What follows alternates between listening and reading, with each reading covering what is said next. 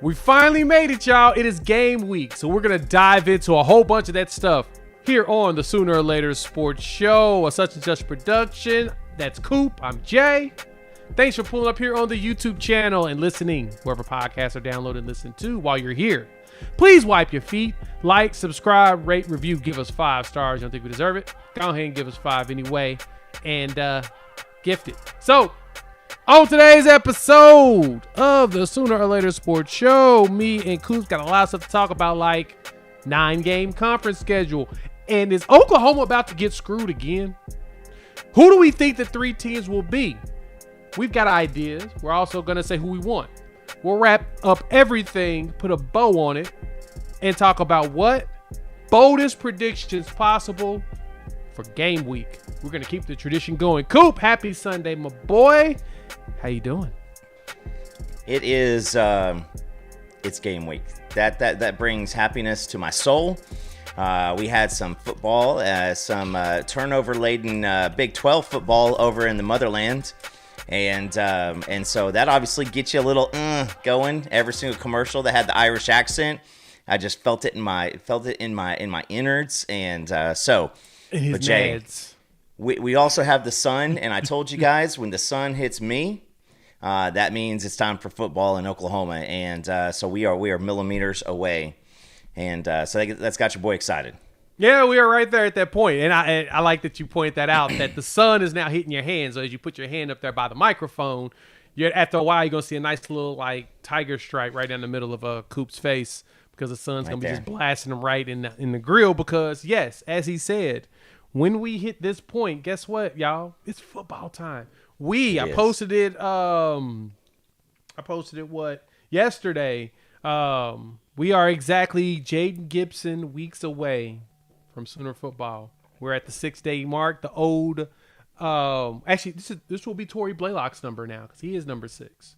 So we're on the Tory Blaylock days away from Sooner football. College football, like you said, started yesterday. We'll talk about that as well. We'll definitely dive into our reactions from opening weekend at the end of the show. So for you all, wow, Boomer 129, the go to the tight tees. No, this shirt is not actually okay. It's tight, but that's not the point. Stop being a hater, man. All your life, I love you, dog. Appreciate that. Everybody in the chat, thank y'all for joining us per the usual. It's gonna be a fun episode, because we've got to dive into the big topics of the day, the big topics of the weekend. My favorite thing is when you get that Friday night news dump, Coop.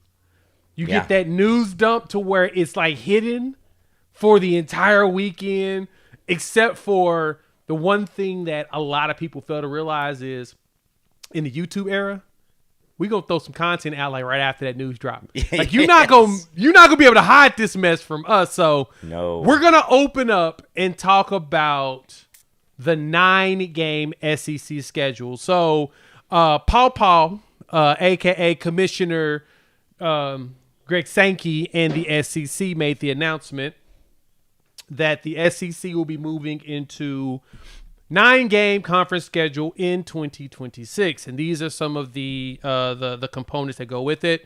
They will continue with single standings, non-divisional structure. I'll talk about that in a second. Each school will play 3 annual opponents focused on maintaining many traditional rivalries. We already knew this was going to come. This was talked about back before Oklahoma and Texas joined the SEC.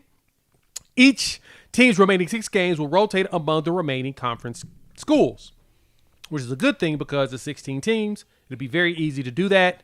Each team will face every other SEC program at least once every 2 years, and every opponent home and away in 4 years. Now, I want to read off what the commissioner had to say first, Coop, before I get your initial reaction. And then we're going to break down each line of this, because I think it's something that's worth talking about. But Commish came out here. Paul said, adding a 9th SEC game underscores our university's commitment to delivering the most competitive football schedule in the nation. This format protects rivalries, increases competitive balance, and paired with our requirement to play an additional power opponent, ensuring SEC teams are well prepared to compete and succeed in college football playoffs. What was your initial reaction to this, Coop? And then I want to add some color to it after you finish. You knew this was coming. like you said earlier, this was something that the conversation was around, right after Texas and Oklahoma started making their way in. You've heard what is a gentle way of putting it? You've heard the concerns from around the other conferences. No shade to the fact that Alabama is always going to play a big boy first game, first week of the season, first one or two, Wisconsin, Florida State, etc. Texas has Ohio State, Oklahoma's got Michigan, LSU's going up against Clemson. But you know what? We schedule cupcakes, and so we knew that the rest of the world wanted to. What they really want to do, Jay, is not have the Citadel or Mercer or Appalachian Tech, in November. That's kind of like the big piece, but. This was, this was curiously placed, or I guess not curiously placed, but strategically placed when this announcement came out. This is about protecting and getting things ready for the next wave of how you do the playoffs. And every other conference, they were taking shots. They're going to think that they got the victory. Nothing happens in the SEC without really, really strategic calculation. And so this happened probably exactly when Greg Sankey wanted it to happen. Exactly, and I knew that you were going to go that direction, which is why I want to add the color. So there was a CSC guidance dropped that basically said the way that they're now going to look at the college football playoffs, the strength of schedules, the metric is being changed. They're going to be paying attention in a different way. And because of that, to me, that's when the SEC got back to the table with ESPN and said, hey, guys, let's talk. Because if there's anything that I will tell you that I know is that we have said on numerous occasions, we will gladly play 9 games if ESPN ups the dollars. Our partners will have to pay us to do this. We're not going to do this. We ain't going to just do stuff just to do it. It's going to be some value behind that. And we knew that was a point of contention. The TV partners had said that they will be willing to do something. And we said, cool, what are we doing? And it just wasn't there when it made sense. Well, now that CSC guidance came out, the partners probably came to it and said, hey, all right, we'll meet your number. Are y'all willing to go this? And the coach and the ADs, presidents, and everything was like, all right, that's sufficient. So that's where we're here. This is why. And I mentioned that at the news dump on a Friday that they failed to realize, man, we got YouTubers nowadays running most of the television stuff. Like most of us is on y'all's TV right now. We're not tuning in to the ESPNs like they used to, the Fox Sports talk shows. Now, Monday they'll talk about this because they have to, because this is definitely the biggest story coming through the weekend outside of, Tommy Fleetwood winning in golf. But, yeah, this is important because now you're going to see massive changing in the scheduling with an increase in games. So let's go line by line, Coop, because my initial thought was, oh, y'all want to bury this. Y'all just didn't want nobody to really talk about this. Y'all want to keep this a little under the rug. This is why you did this on what we call the Friday news dump. Back in the day, if you dump something on a Friday night, it usually did not get talked about on Monday because games happen over the weekend. That makes it kind of fall further and further down the totem pole. That's why you do it. But first and foremost, the continued single standings non-divisional structure. I'm going to be honest, I don't really like that. But I did not want to. I wanted to go to a quad setup. I thought the quad setup would have been a lot more fun. Still with the single standing, but more like these 4 teams are going to face each other. Like, that's your group. That would have been a little bit more interesting. But the problem is, and it's funny, I was listening to Gabe and Teddy on the Oklahoma Breakdown, and I forgot who they mentioned that said this on the radio, on television recently, but there really isn't any teams in the SEC that has 3 opponents that we know that they're going to have to play, except for Texas. Texas is the only one that has it. A&M, us. They had a rivalry with Arkansas until, the conference is split. Arkansas went over to the SEC. So they have a historical one, but they technically got those 3. Oklahoma, we've got 1. Tennessee's got 2. Yeah, we got one. Texas. Tennessee's got two. LSU technically doesn't really have one. Like, they haven't built one. But to that point, I'm cool with the single standing. I want it to be more divisionary, but that's cool. The 3 games is the thing that matters the most, 3 annuals. So let's jump right into that, Coop. When you see and hear that they want us to do 3, who is 3 opponents that you want to have? Let me get your thoughts on that, because I haven't got your thoughts on that portion of it, besides on the social medias. I want to get it now that you've thought about it, Mo. Yeah, you're going to have to. Obviously, Texas stays in for a bevy of reasons. Obviously, it's Oklahoma, Texas. You got the border situation. You got the state fair. That's one of the greatest rivalry, games every single year. Does not matter what team has what record. Yep. Traditionally, it's just a great game. There's a lot of hatred between the two.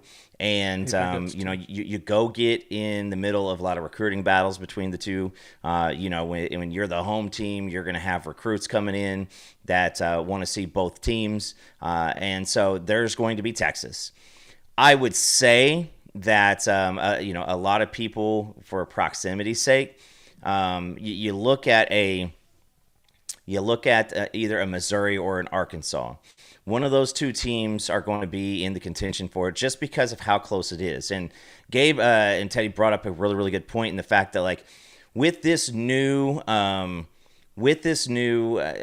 setup in the SEC, or I guess just since we entered the SEC, there's no, like, road trips, right? It's not like there's a close, close area you can take a drive over to outside of the Cotton Bowl.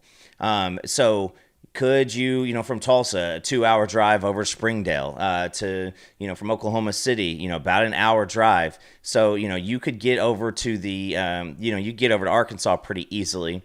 Kind of the same thing with Missouri. Columbia is a little bit more of a drive, but there's no really good drivable games. And so I see them putting in a lot of those things. Me personally, I think Gabe and Teddy were also right when they drop it before we do. We got to copy a lot of stuff they say, but not really. The November, the late end rivalry week game. If you just went for the sake of college football, bringing something back like in Nebraska, or if you just wanted the yelling to continue in the state, bringing back an Okie State, but LSU doesn't have a dance partner on that weekend. Neither do we. So I would love to see the end of the year LSU Oklahoma, and here's why. We owe that dumpster fire of a program some kickbacks from playing them in their backyard in the playoffs a couple different times. But I would really like to see the LSU be added back in there. Because I think that at the end of the year, you're going to have a good game. You're going to have 2 teams that are probably playing for positioning in the SEC and, maybe even the playoffs. Yeah, no, that's a good point. Gabe Tate talked about this. Actually, I heard a few people talk about this. Actually, was talking to one of our Locked On guys about this weekend because, of course, I just got back from Baton Rouge. And they don't have a Thanksgiving, right? Heck, they really don't have much of a rival in conference. Now, the sucky part for them, as well as in Alabama, is they're probably going to end up being in the threesome together, specifically because the goal is to make sure that we have good games. And I know ESPN probably put a provision in there of, hey, we don't want too many cupcakes for these top teams. Let the cupcakes play against each other. We don't care about those games. We want marquees. We want Bama LSU. On a regular. We want some Oklahoma, Alabama on a consistent basis. We want Oklahoma, Florida. So there's those type of marquee games that's going to be wanted, and we're going to create some rivalries on top of what exists. So, but for me, the 3 I was hoping, the 3 I want Texas. Just we already know why. No need to explain anymore. We keep talking about till we're blue in the face. Texas. I would prefer Arkansas, specifically because it's a 2-hour drive from Tulsa, roughly. Well, hour 45. I've driven to Fayetteville numerous times from Tulsa back in the day. Buddy of mine did news out there in Fayetteville. We made the run there. I want that. I also want LSU as well, because that could be a great Thanksgiving game. Now, I know a lot of people are here in the comment section saying they want to see,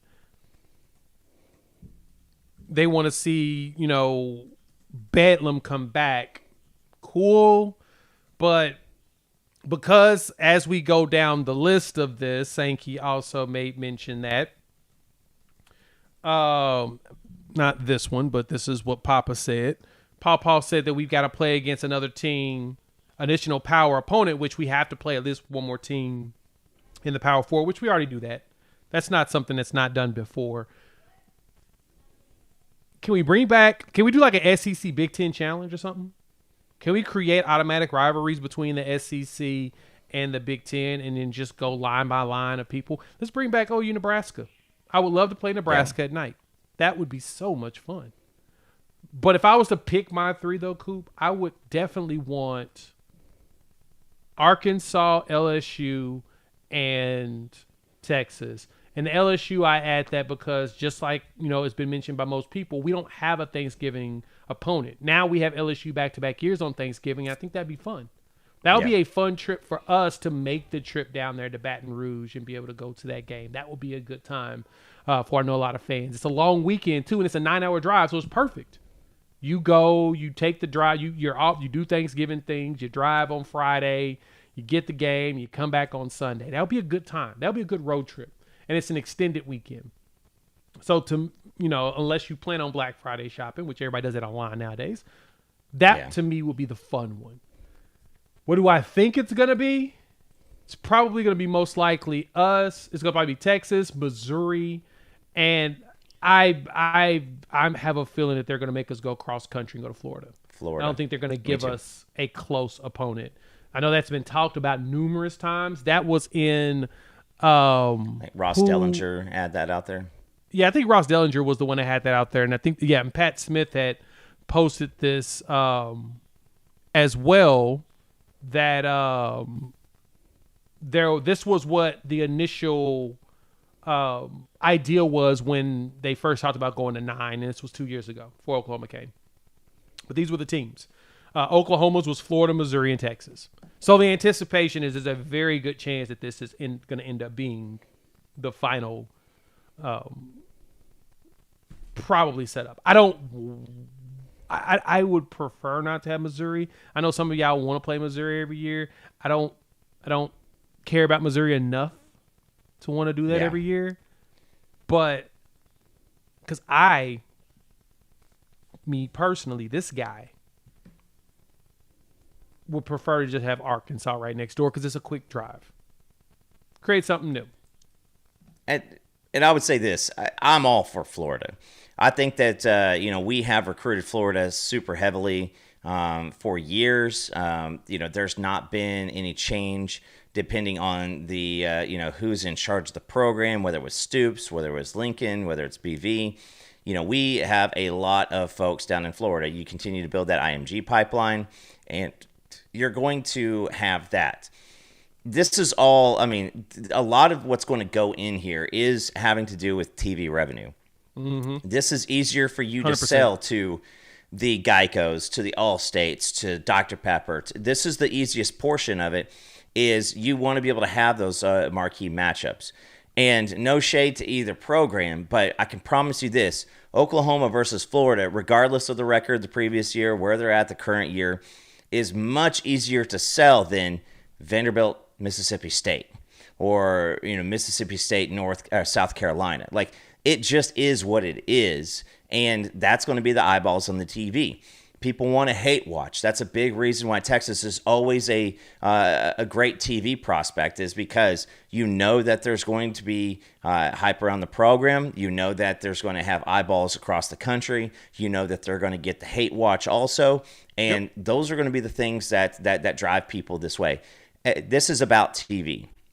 It's about the dollars because coming from a TV background, still in a media background, you need big storylines. You need things to happen. You need people's reactions, and it's just tough because that's one of the bigger reasons is if you go to the 9 games, it's easier to sell a Mississippi State versus Texas A&M than a Texas A&M, the Citadel, or Mississippi State, Kentucky Wesleyan. It just is. It absolutely is going to be better. And, I just being honest with you, man, when you have these storylines and you have these things that you can bring up, you need layers and layers and layers, because if this stuff is going to be every single year, you need an establishment of this. It is Oklahoma coming from the Midwest, making their way out to Florida making their way back over here. Hell, Jay, like if you said, seeing a Big Ten challenge, there's already starting to hear people talking about the folks in Ann Arbor who've been maxing and relaxing with 79, 81 degree temperatures coming down to Norman second week of September, and, with a potential forecast in the mid 90s. Like, that's a storyline that you can talk about. It's two-story traditional programs that you can talk about, and that's what they need to be able to sell. You got to have the eyes on it, not just the fans. And it's not the same thing as the NBA, Indiana versus Oklahoma City, to where you're talking big markets. But it's really dang close. Like, that's why they want a Knicks in there. That's why they want a Lakers in there. They want the bigger markets, and because it brings a lot of the hate watch. Nobody goes in and watches Vanderbilt because they hate Vanderbilt. Nobody goes in and watches, necessarily Tennessee because they hate Tennessee. But when you get a blue blood in there, folks want to be able to watch it to see what's going to happen, and then also watch it to see the hate. I remember way back in the day when, and I think that we're going to be in this spot again, Jay, to where you're watching games that have nothing to do with the SEC or Oklahoma, or nothing to do with Texas for Benji here. But I remember watching who was dadgummit, Atlanta Falcons quarterback gave up the big lead to Tennessee. Goodness gracious. Boston College was playing against Miami. I think it might have been Matt Ryan. So a Thursday night game, and we needed Miami to lose in order to get our bump in, to be, higher in the rankings for the BCS. And I remember watching Boston College have a lead into the third quarter and just continue to put pressure on Miami. And then Miami makes the run back. Why am I watching on a Thursday night in the, early fourth quarter, watching Boston College, Miami? Because I was hate watching. And that's what they need. That's where the ratings come in. Being able to hate watch and having a game that matters late in the season that really has implications towards something of importance. So, yeah, that's where that OU LSU real conversation is coming, because we know LSU for the most part is going to be consistently up. They're going to have their down a couple of years here and there. They're going to fire a coach for doing something inappropriate. They're going to bring in somebody else really good. They're going to have another lightning rod set of seasons. They're going to randomly win a national championship, and then they're going to go right back down. It's the perfect cycle. That's what LSU has done for us consistently since 2000. That's just how they've rolled. And we would like for that to matter, that last game to matter for us as well. I mean, Bedlam was great because it mattered in the 2000s, in the 25 years. There may have only been, 5 losses or something like that in that time, 6 losses, but there were games that were kind of important. They matter. And then the wins that Oklahoma got in a lot of situations were games that mattered for Oklahoma State. So that's fun, and that's what the drama they want to create. That's what they want to replicate. The only way we're going to get to that is if we have good opponents. But I'm gonna be honest, man. I get the Florida. It's like to me, Texas. They've only got Arkansas, Oklahoma, and A&M. They don't have to go very far. Florida will have to travel. LSU would have somewhat of travel, I guess you could say. But that 9-hour drive to me to Baton Rouge would be so much better than going 14, 15 hours over to Gainesville. Heck, give us Tennessee. Shoot. But Tennessee should have 3. I mean, was that Bama, of course, Vanderbilt. I don't understand why they don't do Kentucky, but I guess why. It's because Georgia got Kentucky. How would you like to be Kentucky? You're just like, every year, huh? All right, this is awesome. This is what we get. But hey, Kentucky's infamous for being very physical. They just aren't very good on a consistent basis. So, but yeah, we'll take it. So I see y'all are going off in the comments section. Yeah, I know our boy Benji getting piled on. Don't pile on him. It ain't his fault in this capacity. They actually have specific regional quote unquote rivalries that make sense. So I get the Arkansas, and of course A&M and us. There's two hate, but I totally understand why they would do Arkansas because if I'm correct, they played that neutral site when they used to play. That was at Jerry Circus too, or something. I know A&M plays Arkansas at Jerry Circus. I don't know about Texas, but I know that was something back in the Southwestern Conference era.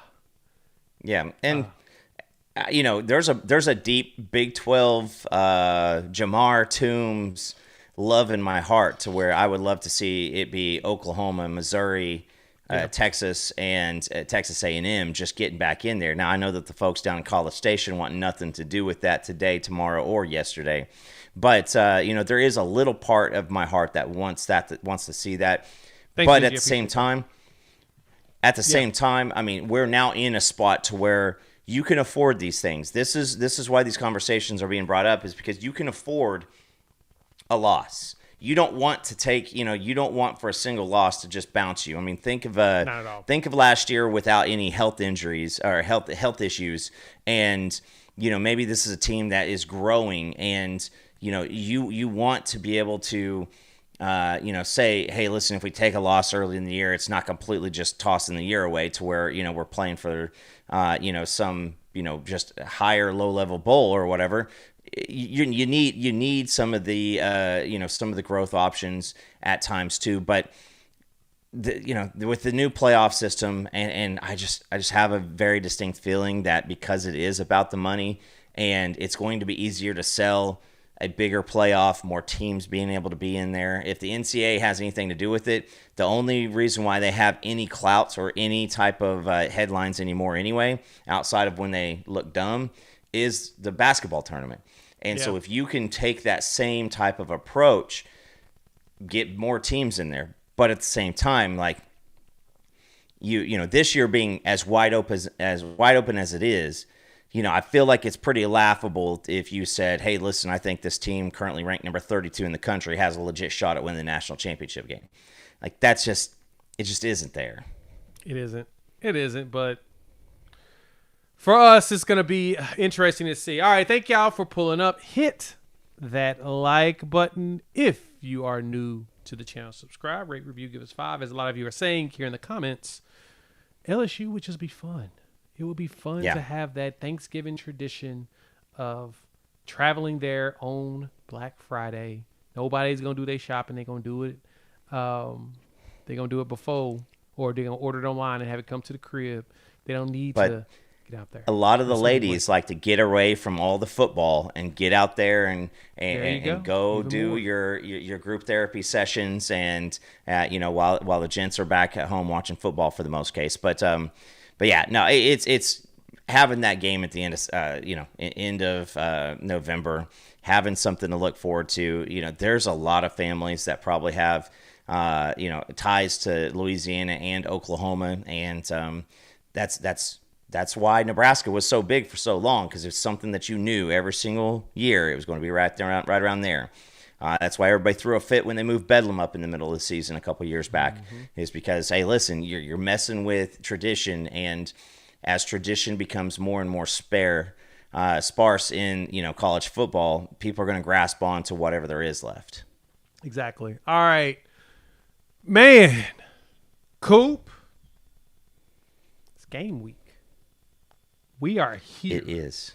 We have officially hit the week of the game. We have Illinois State. We'll do a final preview of them on Wednesday's show. So we'll talk, about everything. But the biggest thing for us now is depth charts. Yeah. Depth charts should be coming out on Tuesday, if I'm correct. BV has his presser on Tuesday. The expectation is we'll get our depth charts and understanding of who's going to be where.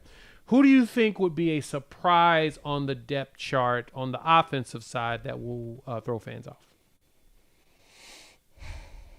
Jaren Kanak as the number 1 tight end. Interesting. Why do you believe he could accidentally or not accidentally fall into that spot? I think that in a game like this, nobody knows what's coming. Michigan has no idea what's coming. Auburn doesn't know what's coming.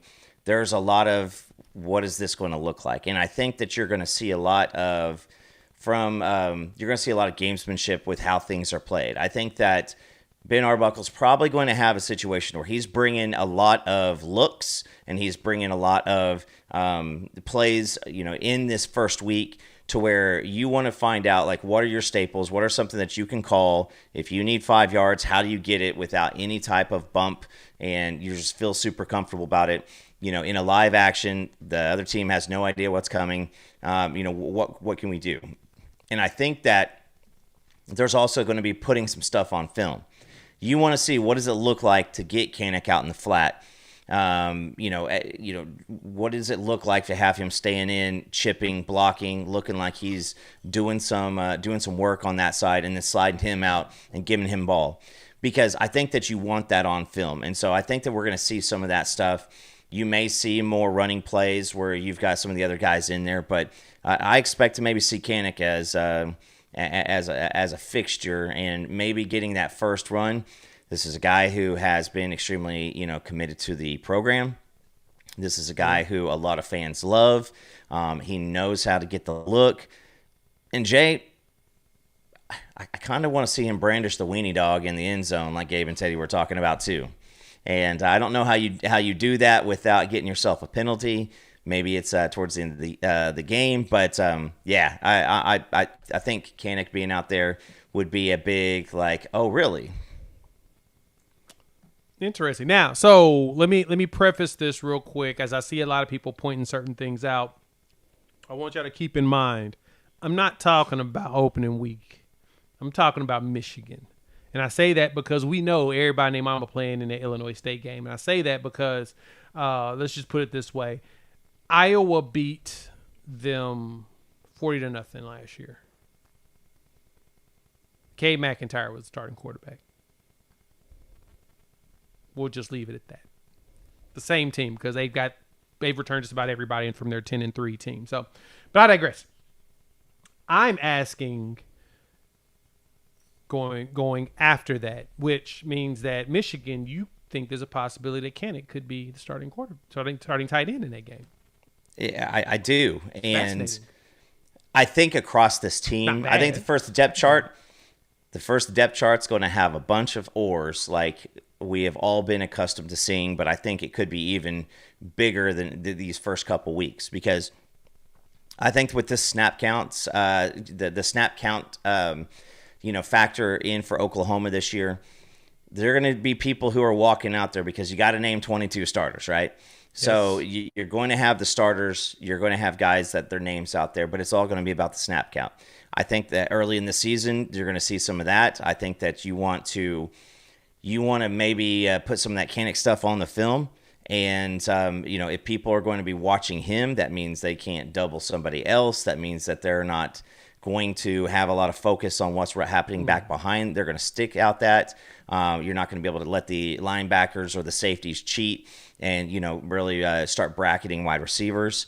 I think that's going to be something that Ben Arbuckle wants, is he wants each receiver to have a lot of one-on-one opportunities, and the running back out of the backfield and Kanik leaking out. I think those are two things that can really, really help that situation out. That'd be interesting to see where Kanik really plays. Like, what is going to be his actual role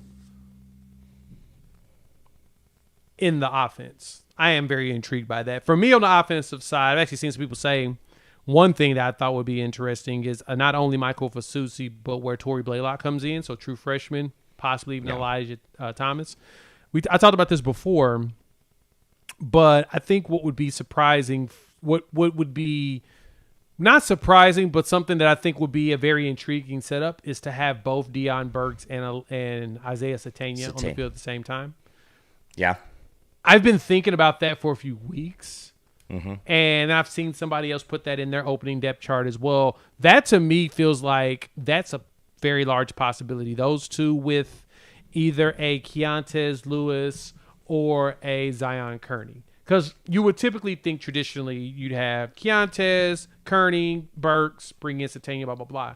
But Satania has been so much of a problem, in a good way, in practice, that, yeah, it wouldn't make so much sense for him to actually end up being on the field with Burks. But then to Yeah. me, the question is who's out on the outside and who's running the slot? Which one of those two would you have be the slot guy? That's where I'm now. My brain is trying to figure out, okay, which would make the most sense? It's, you know what? This is every single time this realization hits me, it is a breath of fresh air, and it literally, I mean, that's why I just kind of chuckled out loud. Is you actually have an offensive coordinator who is running a play for right now, but also setting things up for the future. Yep. That is now another thing that you can highlight in Norman once again. And you know, I hate to do this now because it's going to rile the chat up, but I mean, when you got a guy like Steve Sarkisian who calls plays with intent, he has done a very, very good job at that, of, you know, getting guys into the getting guys into a flow, getting guys into some patterns, and then breaking the pattern and having somebody running wide open. Like, I think that's one thing that we can be really excited about seeing this year is if you do have a Satania and a Deion Burks at the same time. Like, the more pocket time that Mateer will have, that means you've got these two guys who are extremely fast and dangerous with the ball in their hands. If you can have both of those guys running around for a little bit longer, you can set some stuff up. What that allows guys on the outside to do, or maybe a seam, somebody running up the seam like a Canic or a Blaylock or an Ott, or even when the outside receivers, is when all that action's happening right in the middle of the field, you can all of a sudden set up for somebody having a one-on-one down the sideline. And that's what I'm most excited about getting to see this year, is having a situation where you can actually throw the ball downfield with intent. Because last year, that wasn't around. That wasn't capable. Everybody said, we're not scared of anything you're doing here, and we're gonna play you guys within 25 yards of the line of scrimmage. If you get us deep, kudos. And what was it? 2 times, maybe two passes all year long, maybe 3 or 4. Where like you that. got more than 20 yards in the air. So there's going to be some fun out there this year with setting up plays. But I think that having Satania and Burks in the middle, and both of those guys being able to run something like a slant into a seam route, or breaking off a route, I mean, that's going to be pretty dirty. Yeah, it really is. Oh man, we're gonna have ourselves a good time there, Coop. I'm pretty excited to see what that looks like. All right, defensive side of the ball. Who is someone that you believe would be a surprise ending up on the depth chart early? Like I said, Michigan more so than anything in comparison. We know we're gonna have some mixtures at corner. I'm sensing we're probably going to end up playing potentially a freshman, but I think that could be a shocker. But what's a shocker you have over there? It's got to be Guillory. I think Cortland is a guy who is an extremely talented corner. I think that he has the attitude that most of the corners have, that they're going to have a short memory. But I also think that he's got a lot of thump to him too.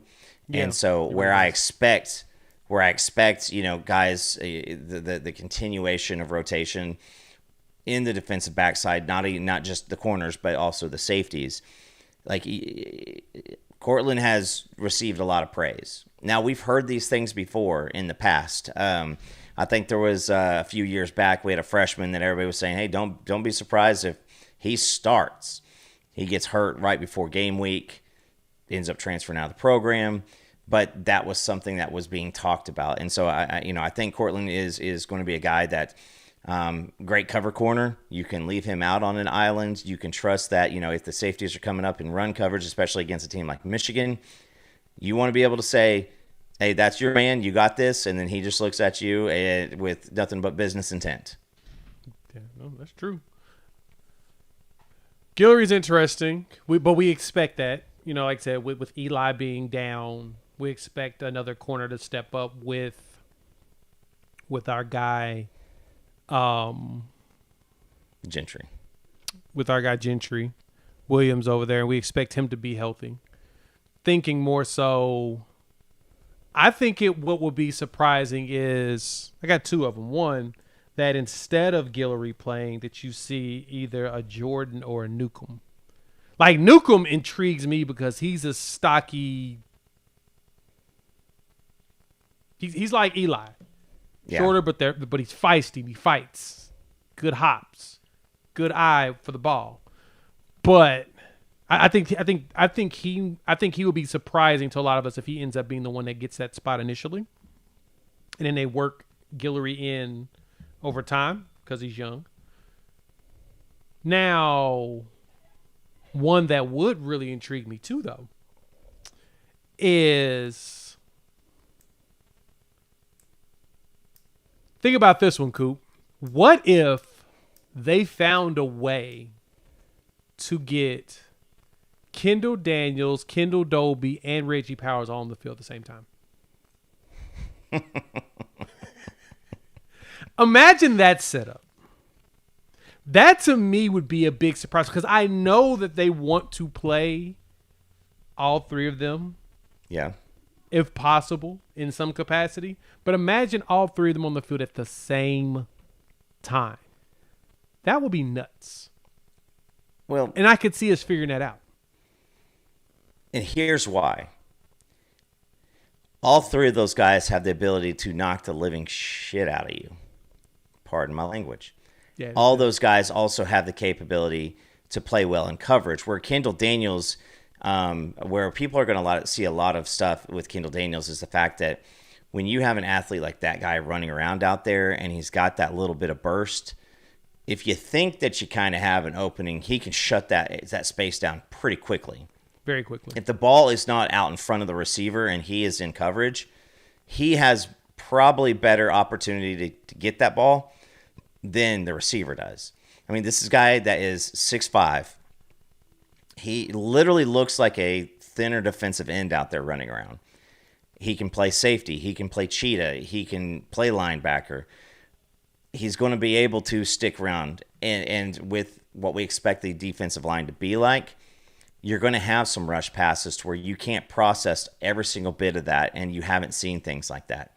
So I'm really, really expecting that if you get a situation like Dolby, Powers, and Kendall Daniels out there at the same time, whatever you're not going to try to sub out, right? Like, it's not people, or you're going to be more likely to maybe sub out of that and get something different going on, because it will be one or two situations and where you've got those guys in. Most of the time when guys try to run the hurry up, it's because they don't want you to switch guys out. But if you got a Dolby, who is he playing corner? Is he playing cheetah? Is he playing safety? Is he kind of playing a small linebacker? Same with Daniels. And then Powers, the same situation. Each one of those guys can do well in coverage, can disrupt coverage, and then at the same time, they're going to be physical with the wide receiver. But then if you run the ball, they can get down in a hurry really quickly and thump on you. That's exactly it. And I could totally see. Oh, man. I don't know how they would get Boganowski out there early. You're not, and as much as I love Baba Yaga, he's going to get there. I think next season, his year. Spears Jennings is definitely going to be that dude. So, but those three are going to be on the field together, to me, a lot next season. Let me ask you this. Think Peyton Bowen comes back next year? I know why you're asking me this, and I know that this goes into a lot of our conversations. Yeah, but we don't need to go that far into it, but more so, yeah, he'll be eligible at the end of the season. I think he ends up playing college football. I think Peyton Bowen's going to give us a contract year type of a situation this year. If he's healthy, it all begins with that. How do you stay healthy? Fair. Because if you're playing a football game and you see a guy that's got one of the injury tags on it, when you're playing on the old PlayStation or whatever, some of those capabilities go down. And I would just say this is I think Peyton Bowen's going to play. He came on after, dealing with his little mini injury at the beginning of fall camp. He's came back. He's played with intent. He's played with passion. And, he is still a guy that when you look at the star rating and the star status, he hasn't given us 5-star years yet. He's given us 5-star plays here and there, but no 5-star years. And so I think it's a situation where if he puts on a good amount of game film and he gets a high draft status, he's out. I think that if it's somewhere in the middle and maybe they question the injury history, maybe there's a situation where he says, hey guys, I'm willing to stay in college football for one more year. Who needs a safety? And then it's going to be a situation to where maybe he is he hits the transfer portal or has those conversations. So it's going to depend on how can he stay on the field. If he plays in the 600 snaps and they're high quality snaps and he has a lot of major impact on the game, I think that he's going to be a guy who's going to have every option out in front of him. No, I agree with you there. For me, it's you're going to see a backlog in the safety room at some point. And he's now the old dude in the room. Like we see with Robert Spears-Jennings now, the trio that we recruited, we're very high on with Hardy, Boganowski, and Powers. Spears-Jennings is gone. Peyton's the only one left. Then you still have the trio. How do you rotate those three around? Because I'm Powers is going to end up being your quote unquote full-time cheetah at some point. He's just that versatile. Hardy is really good at playmaking at the free safety spot or even at strong. You can put him at both. So that's to me where the question comes in. What does that look like for Peyton making a return next year? Unless he has a massive year this year, then yeah, he's gone. That's he's gonna probably take an opportunity to get drafted because he should be able to. But for me, it's what does it look like if he comes back type deal. That's more so what I was thinking.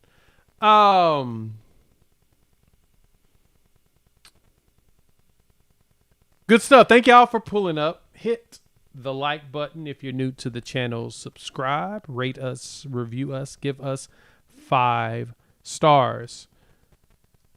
We had football this weekend, Coop. You watch some games? Did watch the games. Okay, and go ahead. What'd you do? Here's the thing: is I'm daughter plays soccer. I'm a big Arsenal guy, and I had a lot of stuff to watch, and so played. I watched. I tried to stay off my phone while the kids playing soccer. Didn't want to go back and look at any of those things. And so as soon as I got back home, it was towards the end of the game for the Iowa State one. So I rewound the game. I started from the beginning. Watched it. Like I said, being an Irish guy, being that is a really really exciting. That's a really really exciting opportunity for a lot of kids. More so on the getting overseas. It was crazy because you saw with the big plays came.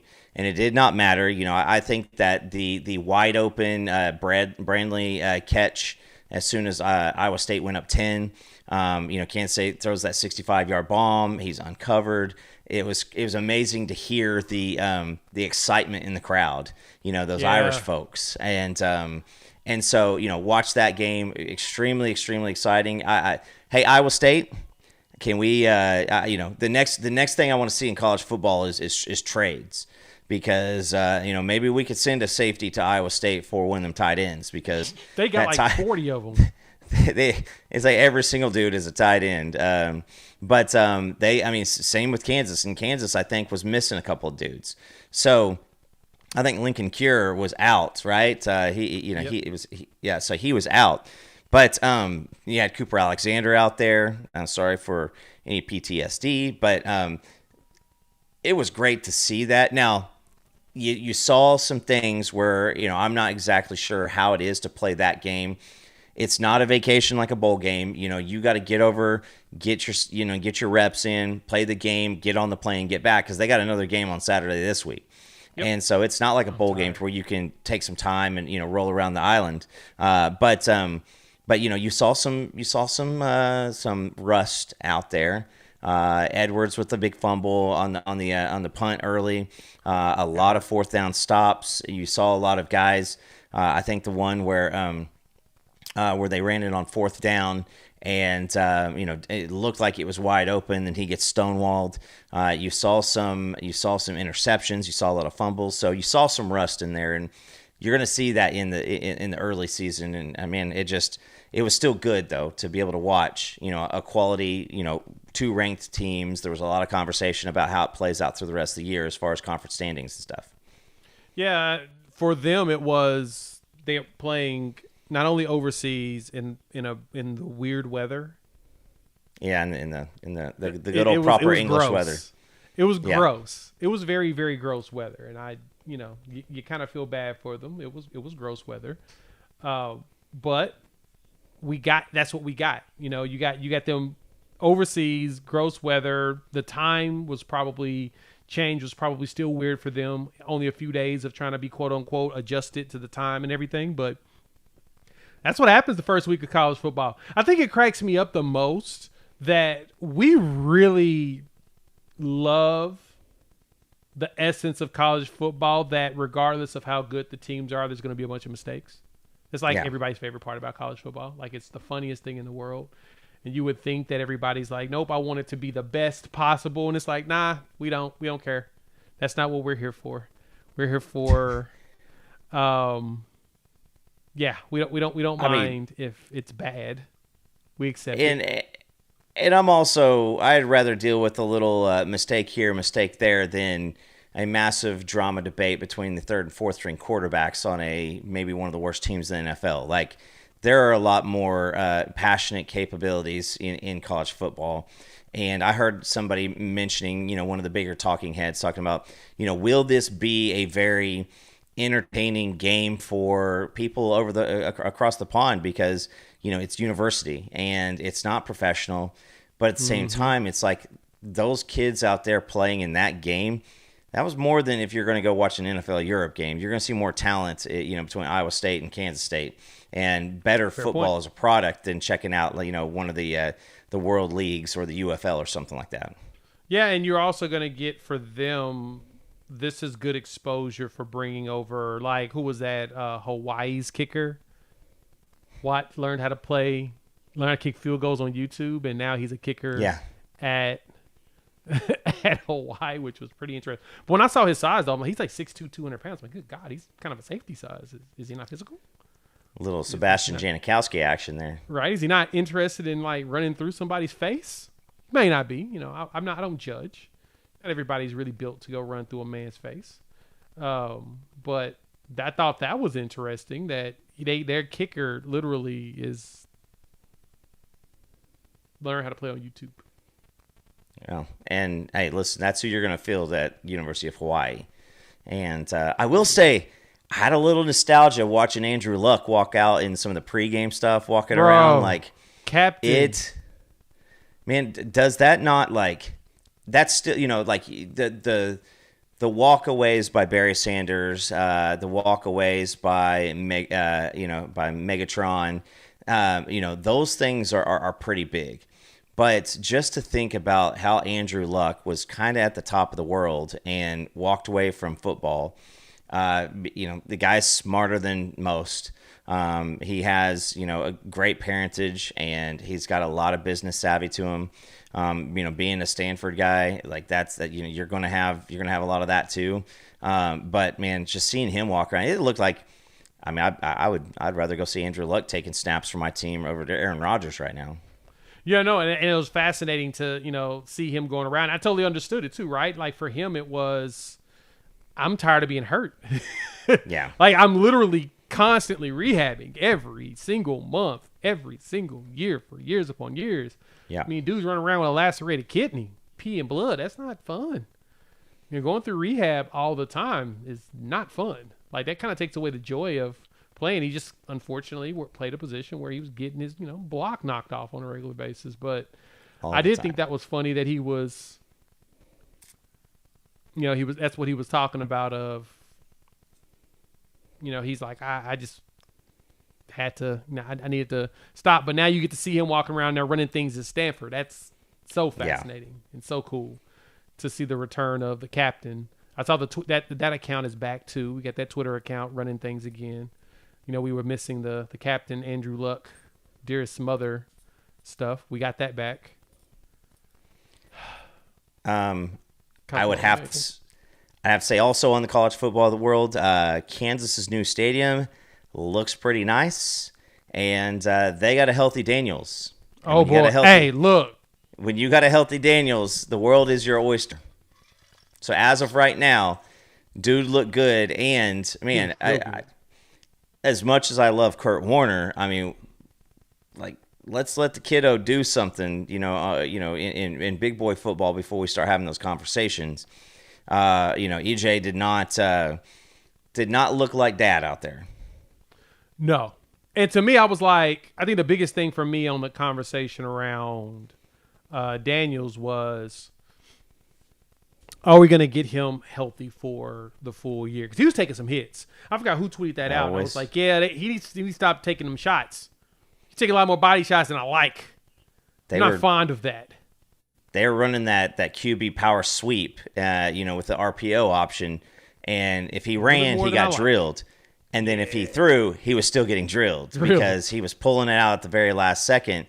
But again, it's, it feels like, speaking out of both sides of my mouth, it feels like 10 years ago, but it also feels like 10 days ago. Dude's walking around Big 12 media days with, what do you have, like an Apple Watch around his neck, running his own highlights. If he stays healthy, they really give them a big thing. But I think the dude's also pressing 22, 23 years old now. And, for somebody who has had lots of injuries, I mean, he's had a lot of back issues. He's had a lot of leg issues. And, I mean, if you're a team in the NFL, like, you're watching him and you're like, that would be great, but dude's already spent more time on the training table than most should. Yeah, and I love him on that, but he ain't NFL bound. There's no shade. It's no, my boy. You health. We're afraid of you falling apart. So I think that he's playing because he's just love of the game type deal. It's gonna be like you said, it'll be tough. He would have to really show them that he can make it into a full season. I don't know what that looks like, but that's gonna be the question. Can he play a full season? And teams are going to test it out. I promise you, Aranda's going to tell guys, listen, you get a hit on them, you get a hit on them. They're going to test out that physicality because, you're not going to have guys pulling up because out of respect for like stardom or something like that. And, the quarterbacks in college football, even though they are protected quite a bit, it's not the same as the NFL to where you're protecting, the stars of the league.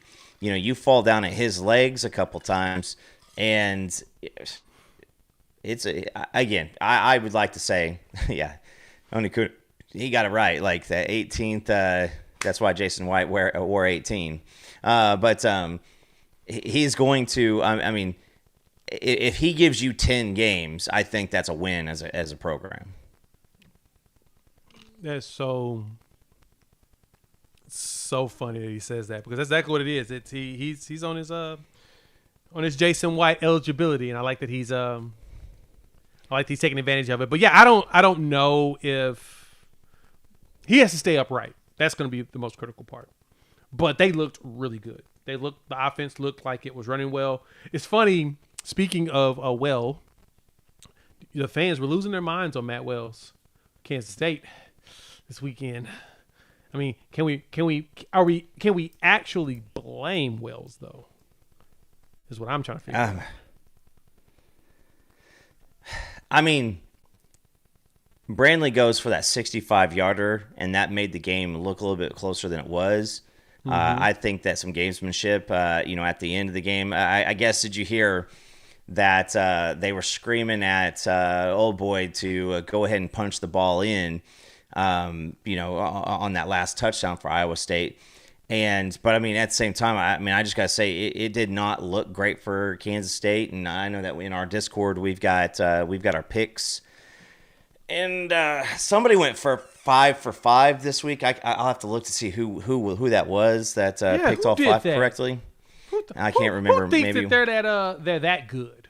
Yeah. I don't know. Navy wasn't in it, so that's why I went 5 for 5 because they're the ones who doomed me last year. But that was you. That was you. Yeah. You Yeah, it's all right. I was waiting for you to admit that it was you. But I would say, yeah, Rocco Becht. I mean, that is a guy who is going to, he's going to be a determining factor of what happens in the Big 12 this year.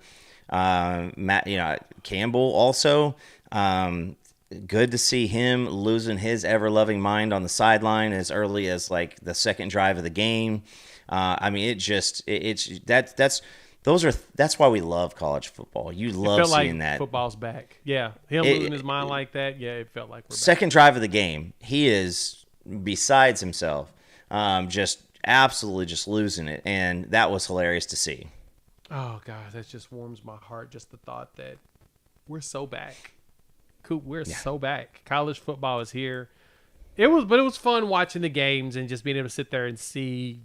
I was watching. I'm not even gonna repeat the joke, but the fighting Dan Mullins and how everybody's like, yeah, is this gonna work?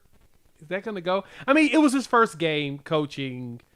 Literally, it feels like last chance you. Like he had basically all the leftovers from every school of kids that we thought were going to just be elite players. And they literally just...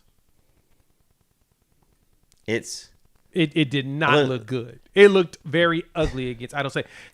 It reminded me of... I went years ago with a buddy of mine. We were in Vegas for... I think it was was it Labor Day weekend? I think it was Labor Day weekend. And yeah, it was, because that was when that was week one, actual week one, right? So we went Labor Day weekend, and we went and watched. We was in Vegas. We were getting some bets in, watching the games there, and we went to the UNLV game that they had at their home stadium. And that game they played against Howard. Little did we know, starting quarterback was Cam Newton's little brother. And he went out there, and there was only no sports book in Nevada gave the option to play the money line on that game, but you could find it on some online sports books. And it was like plus 40 something thousand because the spread was like 45. Minus 45 UNLV. And UNLV lost that game. They lost that game. We're sitting there in the stands watching this like they're not about to lose this game, are they? They're about to lose this game. Like, wait, are they really about to lose this game? They're going to lose this game. And they lost the game.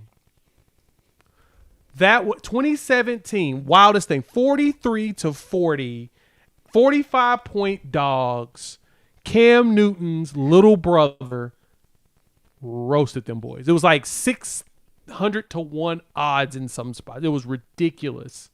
That they did that. But yeah, Kalen Newton, that was his name. Kalen, I was trying to find his name. Kalen Newton was the quarterback. Cooked them boys. Bananas. And then I'm watching this Idaho State game, Coop, and I'm like, please don't tell me this is gonna happen again. It's about to. Please don't tell me this is about to happen again. Don't tell me it's about to happen again.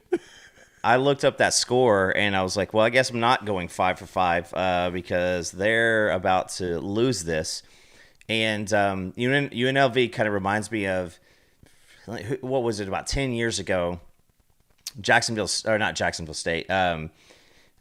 Arkansas State, up there in Jonesboro, Arkansas. They were kind of doing the same thing, taking all the kids who had been through 3 or 4 different programs, got into legal issues, got into other issues, and they were taking all those guys. And if you had a dude who got kicked off of your team, he was going to end out there.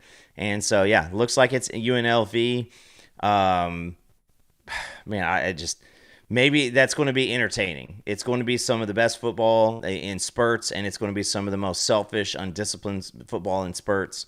And so it might be a ticket that you want to might be a ticket you want to pull up on every so often if you got nothing else to watch. Go watch that because, I mean, I'll tell you this: if Dan Mullen puts them in a bowl, somebody's going to take a crack at him, and somebody's going to be willing to have that talk and that conversation.